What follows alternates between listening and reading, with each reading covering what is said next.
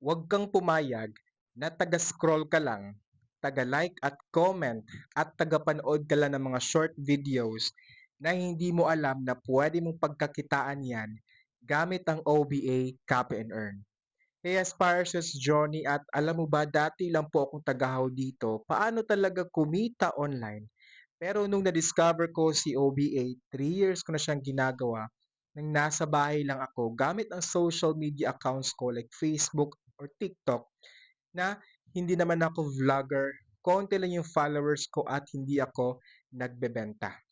Kasi ang gagawin natin dito, service-based tayo na kung saan taga-set lang tayo ng appointments sa ating local or international clients, taga-reply ng business inquiries, and wag kang mag-alala kasi scripts are provided once mag-qualify ka dito. Kaya more on copy and paste task ka na lang.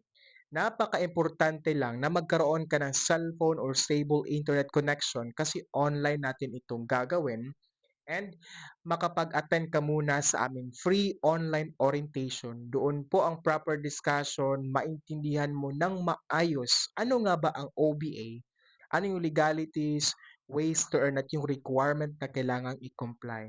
And magkaroon ka din sa tinatawag namin na user ID. Ito ang license to operate mo at dito ka magkakaroon ng monitoring sa lahat ng transactions mo at dito pumapasok ang income mo.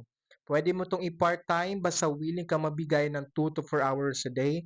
And kagandahan, walang kota ang habulin at hindi ka magbebenta kasi hindi ito online selling, dropshipping, affiliate, even trading.